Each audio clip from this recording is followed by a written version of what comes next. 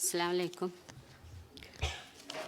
ജമീൽ സാഹിബ് സംസാരത്തിൻ്റെ മധ്യ പറഞ്ഞത് പ്രഭാഷകയാണെന്നാണ്. എനിക്ക് തീരെ അറിയാത്തൊരു കാര്യം ഒരു പ്രഭാഷണമാണ്.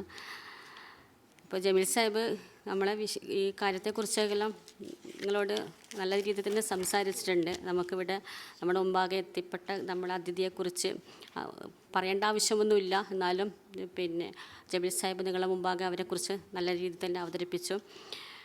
തനിമ കലാസാഹിത്യവേദി, തിരുവചനപ്പൊരുൾ, സൗന്ദര്യമാഖ്യാനം, ആകാരം എന്ന ശില്പശാല, ഇതിന് 2 സെഷനായി ഇന്നലെ നടത്തിയതിൻ്റെ തുടർച്ച എന്ന നിലക്ക് ഇത് നടത്തുന്നു എന്നതുകൊണ്ട് തന്നെ ഇതിൽ തന്നെ പറഞ്ഞതിൻ്റെ ഒരു തുടർച്ച എന്ന നിലക്ക് അതിനെക്കുറിച്ച് കൂടുതലൊന്നും പറയേണ്ട ആവശ്യമൊന്നുമില്ല.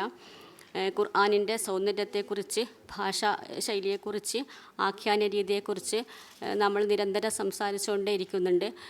പക്ഷേ ഖുർആനിൻ്റെ സാഹിത്യ ഭംഗിയെക്കുറിച്ച്, അല്ലെങ്കിൽ സാഹിത്യത്തിൽ മറ്റ് ഇതര പ്രത്യശാസ്ത്രങ്ങൾ, അല്ലെങ്കിൽ മതകീയ പരിസരത്തു നിന്ന് വരുന്ന മറ്റ് ഗ്രന്ഥങ്ങൾ, ബൈബിളെ പോലെയോ മറ്റ് ഹൈന്ദവ പരിസരത്തു നിന്ന് വരുന്ന മറ്റ് കൃതികളെ പോലെയോ എന്തുകൊണ്ട് ഖുർആനിനെ സാഹിത്യ സമ്പുഷ്ടമായ മേഖലകളിലേക്ക് വ്യവഹരിക്കാനോ, അല്ലെങ്കിൽ അതിൻ്റെ ആഖ്യാന രൂപത്തിലേക്ക് അതിൻ്റെ ഒരുപാട് ചരിത്ര കഥകളെ ഖുർആനിലൂടെ പറയപ്പെട്ടിട്ടുണ്ട്. പക്ഷേ എന്തുകൊണ്ട് ഈ പ്രമേയങ്ങൾ ഇതിലെ കഥകൾ, അല്ലെങ്കിൽ ഇതിലെ ചരിത്ര പുരുഷന്മാർ എന്തുകൊണ്ട് ഇതിൻ്റെ ചരിത്ര ആഖ്യാന രീതിയിലേക്ക് വന്നില്ല എന്ന ഒരു അന്വേഷണം, അല്ലെങ്കിൽ അതിൽ വരാനുള്ള സാധ്യതകൾ ഇനിയുണ്ടോ, അതിന് ആരാണ് തടസ്സം, എന്താണ് നമുക്ക് ചെയ്യാൻ പറ്റുക എന്നൊക്കെയാണ് തനിമ ഇതിലൂടെ നിർവഹിക്കാൻ ഉദ്ദേശിച്ചുകൊണ്ടിരിക്കുന്ന ദൗത്യം.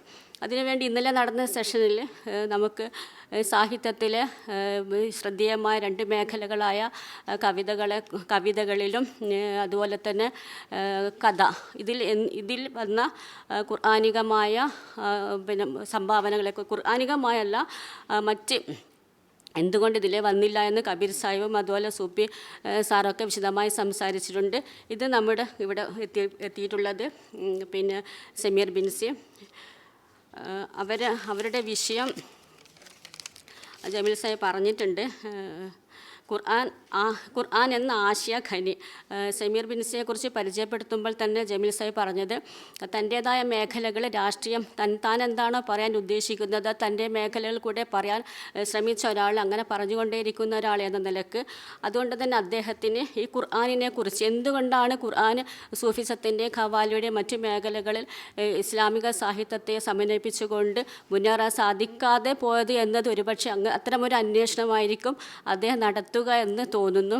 ഇനി അത്തരമൊരു അന്വേഷണത്തിലേക്ക്, അല്ലെങ്കിൽ അതിൻ്റെ സാധ്യതകളിലേക്ക്, അത് ഇത്രയും പ്രബുദ്ധമായൊരു സദസ്സ് തന്നെയാണിത്. കുറഞ്ഞ ആളുകളാണെങ്കിലും ഈ പ്രബുദ്ധമായ സദസ്സിൻ്റെ മുമ്പാകെ അത്തരമൊരു അന്വേഷണങ്ങളെയും സാധ്യതകളെയും അദ്ദേഹം തുറന്നിടുമെന്ന് പ്രതീക്ഷിച്ചുകൊണ്ട് അദ്ദേഹത്തെ സംസാരിക്കാൻ ക്ഷണിക്കുന്നു.